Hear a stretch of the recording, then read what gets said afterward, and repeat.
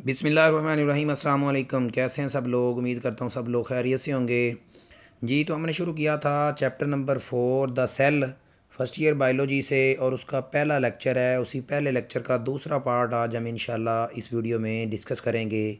अगर आपने पहला पार्ट नहीं देखा तो उस वीडियो का लिंक इस वीडियो की डिस्क्रिप्शन में मौजूद है, तो पहले आप वो देख लें और उसके बाद इस वीडियो को कैरी ऑन करें। हमने बात की थी बेटा सेल के बारे में कि सेल क्या है। सेल के स्ट्रक्चर के हवाले से बात हुई थी, सेल की हिस्ट्री के बारे में बात हुई थी। तो आखिरी जो पॉइंट हम इससे पहले डिस्कस किया था वो सेल थ्योरी के बारे में था।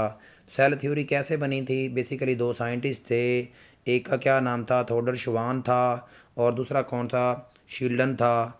ये दोनों अपना अलग अलग वर्क कर रहे थे और इन दोनों ने अपने वर्क को कंबाइन किया और सेल थ्योरी कह लें प्रेजेंट की, और सेल थ्योरी के कंपोनेंट या बेसिक पार्ट के बारे में बताया।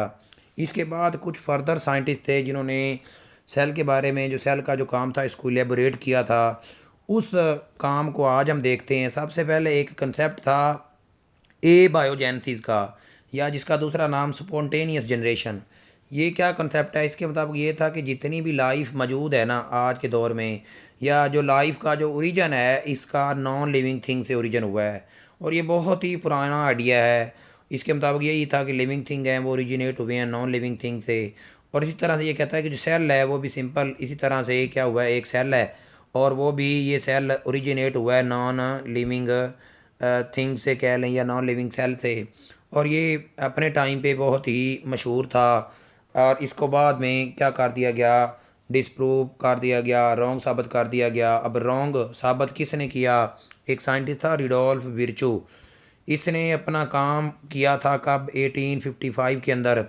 इसके बारे में, रिडोल्फ विर्चू के बारे में थोड़ा सा सुन लें। ये एक जर्मन फिजिशियन था, जर्मन के रहने वाला फिजिशियन था।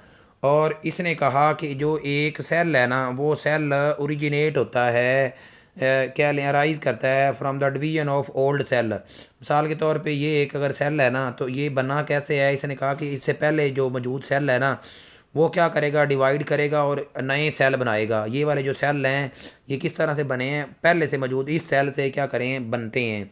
Cell rise from the division of old cell. इसने अपना एक मशहूर मकौला कह लें, फ्रेज़ उस वक़्त बताया कि ओमिना ई सेलुला। इसका इसके मुताबिक क्या था कि जो जो सेल हैं वो प्री एग्जिस्टिंग सेल से क्या होते हैं, सिंपल डिफिजन से क्या होते हैं, बनते हैं। तो ये एमसीक्यू के हवाले से आपने याद रखना है कि ओमिना सेलुला ई सेलुला, ये फेमस फ्रेज था, किस साइंटिस्ट का था? तो एमसीक्यू के हवाले से बहुत इंपॉर्टेंट है, तो इसको आपने क्या करना है, याद रखना है। उसके बाद अगला जो साइंटिस्ट था लुईस पास्चर। इसके बारे में तो आप लोगों ने नाम पहले भी सुना होगा। ये एक बहुत ही मशहूर साइंटिस्ट है, क्योंकि अपने टाइम में एक one of the greatest scientist, अजीम साइंटिस्ट था। क्यों अजीम साइंटिस्ट था? क्योंकि इसने जो बात विर्चू ने कही थी, एक सेल है वो डिवाइड करता है और नए सेल बनाता है, मतलब जो नए बनने वाले सेल हैं वो पहले से मौजूद सेल से बनते हैं। इस बंदे ने विर्चू का जो आइडिया था उसको एक्सपेरिमेंटली प्रूव करके बताया। इसने परफॉर्म किया सिंपल एक्सपेरिमेंट, और एक्सपेरिमेंट किसके ऊपर किया? बैक्टीरिया का, बैक्टीरिया के ऊपर इसने किया। इसने कहा कि जो बैक्टीरिया हैं वो अराइज होते हैं प्री एग्जिस्टिंग बैक्टीरिया से, किसके ज़रिए? बाय सिंपल डिफ्यूजन से। इसके बाद जो अगला बंदा था जिसने सेल के बारे में डिस्कशन की थी, क्या था? अगस्त वाइजमैन। अगस्त वाइजमैन ने अपना काम कब किया? 1880 के अंदर। अब इसने एक और पॉइंट को एक और पॉइंट के बारे में कहा कि जितने भी सेल हैं या प्रेजेंट जो भी लाइफ है, मसलन ये लाइफ अब मौजूद है, ये वाली जितनी लाइफ मैं डॉट बना रहा हूँ ना, ये कह लें मौजूदा लाइफ है। वो कहता है कि सारी लाइफ का जो एक कॉमन ओरिजिन है, मतलब ये सारी लाइफ किसी एक कॉमन ओरिजिन से निकली है, arose from the same ancestor. अब ये क्यों निकली है? क्योंकि ये जो लाइफ है ना जी, इस लाइफ के अंदर कुछ सिमिलरिटीज़ हैं, इनके स्ट्रक्चर के अंदर, इनकी केमिकल कंपोजिशन के अंदर, इनके फंक्शन के ऊपर। इनकी इस स्ट्रक्चर, केमिकल कंपोजिशन और फंक्शन की सिमिलरिटीज़ की बेस पे अगस्त वाइजमैन ने कहा कि ये प्रेजेंट जितनी भी लाइफ है, ये वाली लाइफ, ये इनका जो ओरिजिन है ना, इनका जो अबाउजदा है वो कोई कॉमन एक ही है।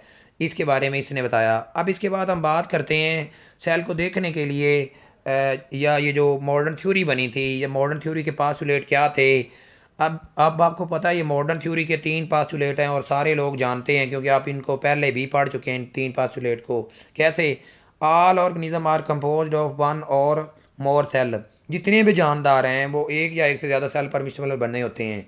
अगर कोई जानदार एक सेल पर मुश्तमिल है तो उसको यूनिसेलुलर कहेंगे। अगर फ्यू सेल पर मुश्तमिल है तो उसको क्या बोलेंगे, उसको कॉलोनियल बोलेंगे। और अगर मोर देन टू है तो वो क्या हो सकता है, मल्टी सेलुलर हो सकता है। तो ये आप लोग जानते हैं यूनिसेलुलर का, मल्टी सेलुलर का, सॉरी कॉलोनियल का और मल्टी सेलुलर का।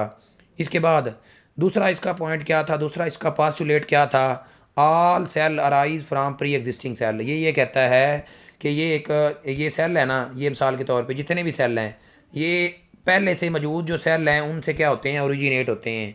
और ये पॉइंट तो आप लोग सारे जानते ही हैं। Cell is a structural and functional unit of life.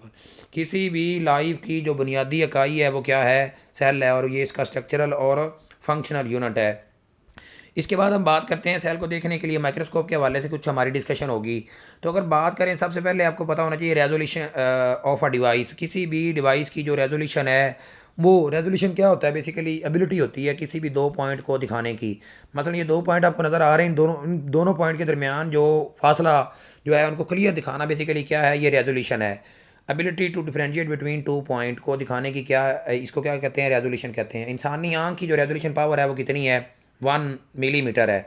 और इसको इंक्रीज़ किया जा सकता है किसके ज़रिए, यूजिंग लेंस। अगर आंख में लेंस का इस्तेमाल किया जाए, जैसे आपको ये स्ट्रक्चर नज़र आ रहा है, इस स्ट्रक्चर में आपको नज़र आ रहा होगा कि इसमें ये लेंस यूज़ किया, और इस तरह से हम क्या कर सकते हैं, इंसान की जो रेजोल्यूशन पावर है उसको क्या कर सकते हैं, इंक्रीज़ कर सकते हैं। अब जैसे सेल की वर्किंग स्टार्ट हुई तो माइक्रोस्कोप का भी आपको पता है डिस्कवरीज होना शुरू होगी, माइक्रोस्कोप भी बनना शुरू होगी। तो सबसे पहले जो माइक्रोस्कोप बनी थी वो कौन सी थी, कंपाउंड माइक्रोस्कोप थी। कंपाउंड माइक्रोस्कोप सामने आपको स्ट्रक्चर नज़र आ भी रहा होगा।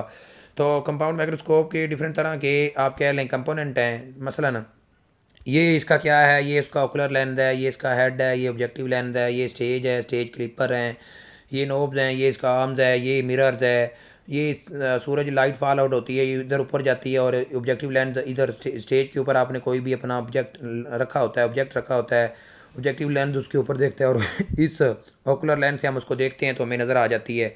तो ये तो इसकी वर्किंग है, यकीनन सारे लोग जानते होंगे। इसके बारे में बात करें थोड़ा सा कि इस माइक्रोस्कोप की रेजोल्यूशन पावर कितनी है, 2 माइक्रोमीटर है। कितनी है, 2 माइक्रोमीटर, ये याद रखनी है आपने। इंसानी आंख से 5 गुना ज़्यादा है, 500 गुना ज़्यादा है। और ये यूज़ करती है डिफरेंट तरह के लेंस को, और ये आपको पता है ये ओकुलर लेंस हैं, ये ऑब्जेक्टिव लेंस हैं। और ओकुलर लेंस की जो पावर है वो 5x हो सकती है, 10x हो सकती है, 15x हो सकती है। और ऑब्जेक्टिव लेंस की जो पावर है वो 20x हो सकती है, 40x हो सकती है, 100x हो सकती है, वेरी कर सकती है। अब किसी भी चीज़ की जो मैग्नीफिकेशन पावर है उसको कैसे पता लगाया जा सकता है मैग्नीफिकेशन पावर का। तो जो ओकुलर लेंस है उसकी जो पावर है और ऑब्जेक्टिव लेंस है, उन दोनों को क्या करेंगे, मल्टीप्लाई करेंगे, तो आपके पास क्या आ जाएगी, उस माइक्रोस्कोप की उस ऑब्जेक्ट को दिखाने की क्या आ जाएगी, मैग्नीफिकेशन पावर आ जाएगी। अब जो रेजोल्यूशन पावर है ये बेसिकली क्या करती है, डिपेंड करती है इल्यूमिनेशन सोर्स ऑफ लाइट के ऊपर डिपेंड करती है। अब विजिबल जो लाइट है उसकी रेंज कितनी है ये याद रखनी है, 200 से लेके 700 नैनोमीटर तक इसकी क्या है, पावर होती है। और लिमिट जो है रेजोल्यूशन वो कितनी है जी, इस माइक्रोस्कोप की 2 माइक्रोमीटर है। इसके बाद अगर बात करें दूसरी में, ये माइक्रोस्कोप सामने आपको स्ट्रक्चर नज़र आ रहा होगा, ये कौन सी माइक्रोस्कोप है जी, ये इलेक्ट्रॉन माइक्रोस्कोप है। इस माइक्रोस्कोप का और उस माइक्रोस्कोप में फ़र्क क्या है, उसमें लाइट सोर्स था, इसमें यूज़ करती है ये बीम ऑफ इलेक्ट्रॉन, इलेक्ट्रॉन को सोर्स के तौर पे यूज़ करती है। स्मॉलर वेवलेंथ होती है इसकी, और बेटर रेजोल्यूशन पावर होती है। रेजोल्यूशन पावर कितनी होती है, 2 to 4 एंगस्ट्रम होती है। कितनी एंगस्ट्रम होता है, 10⁻⁻10 होता है। और ये अगर इसको हम कंपेयर करें ना किसके साथ, अगर हम इसको कंपेयर करें इंसानी आँख के साथ या कंपाउंड माइक्रोस्कोप के साथ, तो लाइट माइक्रोस्कोप की निस्बत ये 500 गुना चीज़ों को बड़ा करके दिखाती है, और इंसानी आँख की निस्बत 2,50,000 गुना चीज़ों को बड़ा करके दिखाती है। क्योंकि जो है ना रेलिवेशन है, complexity of structure of various cellular organelles हैं, वो क्लोजली लिंक्ड होती हैं डेवलपमेंट ऑफ माइक्रोस्कोप। और जिसकी वजह से ये जो कॉम्प्लेक्स स्ट्रक्चर हैं उनको देखने के लिए या सेल के अंदर ऑर्गेनेली को स्टडी करने के लिए किस माइक्रोस्कोप का हम इस्तेमाल करेंगे, वो यही इलेक्ट्रॉन माइक्रोस्कोप का क्या करेंगे, इस्तेमाल करेंगे। तो आज के लेक्चर में हमने जो सेल की डिस्कवरी के बारे में साइंटिस्ट का फ़र्क था वो पढ़ा, और उसके बाद माइक्रोस्कोप के बारे में कुछ देखा। तो उम्मीद करता हूँ आप लोगों ने लेक्चर को बड़े ही ध्यान से सुना होगा। अगर किसी बच्चे का कोई भी क्वेश्चन है तो वो कमेंट सेशन में पूछ सकता है, तो इंशाल्लाह उसको उसका आंसर दे दिया जाएगा। अस्सलाम वालेकुम।